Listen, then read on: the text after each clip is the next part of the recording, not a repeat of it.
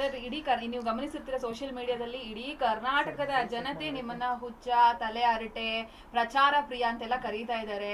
ಏನೋ ಒಂದು ಸೈಲೆಂಟ್ ಆದಾಗ ನಾನು ಇದೀನಿ ಅನ್ನೋದನ್ನ ಈ ಮೂಲಕ ತೋರ್ಸೋದಕ್ಕೆ ಹೊರಡ್ತಾರೆ ಚೇತನ್ ಅವರು ಅಂತ ಹೇಳ್ತಾ ಇದ್ದಾರೆ. ನಿಜಕ್ಕೂ ನಿಮ್ಗೆ ಹುಚ್ಚು ಹಿಡ್ದಿದ್ಯಾ ಅಂತ ಕರ್ನಾಟಕದ ಜನತೆ ಕೇಳ್ತಾ ಇರೋ ಪ್ರಶ್ನೆ. ನಮಗೆ ಪ್ರತಿಯೊಬ್ಬರಿಗೂ ಅವ್ರಿಗೆ ಏನು ಸರಿ ಅನಿಸುತ್ತೆ, ಅವರ ಅಭಿವ್ಯಕ್ತಿ ಸ್ವಾತಂತ್ರ್ಯ ಈ ಒಂದು ಕರ್ನಾಟಕದಲ್ಲಿ, ದೇಶದಲ್ಲಿ ಪ್ರತಿಯೊಬ್ಬರಿಗೂ ಇದೆ.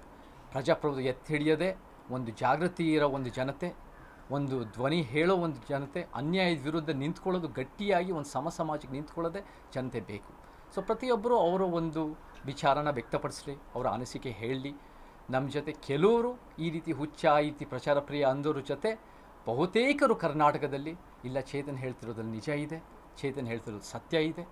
ಅದನ್ನು, ಆ ಧ್ವನಿನ ಕೆಲವು ವ್ಯಕ್ತಿ, ಬೆರಳೆಣಿಕೆಯಷ್ಟು ವ್ಯಕ್ತಿಗಳು, ಯಾರು ನಿನ್ನೆ ಬಂದು ಗುಂಡಗಿರಿ ಕೈ ಎತ್ಬಿಟ್ಟು ಒಡೆಯೋಕ್ಕೆ ಬಂದಿದ್ದಾರೆ, ಒಂದು ಗೂಂಡಾವರ್ತನೆ ಮಾಡೋರು, ಅಂಥ ವ್ಯಕ್ತಿಗಳು ಈ ಒಂದು ನಿಜವಾಗ್ಲೂ ಈ ಏನು ಜನರ ಧ್ವನಿನ ಕ್ರಶ್ ಮಾಡೋಕ್ಕೆ ಟ್ರೈ ಮಾಡ್ತಾ ಇದ್ದಾರೆ, ಬಾಯಿ ಮುಚ್ಚೋಕ್ಕೆ ಟ್ರೈ ಮಾಡ್ತಾ ಇದ್ದಾರೆ.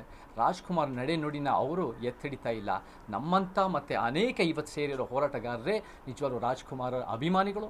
ನಾವು ಅವರು ನುಡಿದಂತೆ ನಡೆದಿರೋದನ್ನು ನಾವು ಮುಂದುವರಿಸ್ತಾ ಇದ್ದೀವಿ. ಸೊ ನಿಜವಾಗ್ಲೂ ನಮ್ಮ ಕಣ್ಣಲ್ಲಿ ಉತ್ತಮ ಕರ್ನಾಟಕ ಕಟ್ಟಬೇಕು ಅಂದರೆ ನಾವು ರಾಜ್ಕುಮಾರ ಅನುಯಾಯಿಗಳ ಕೆಲಸ ಮಾಡ್ತೀವಿ.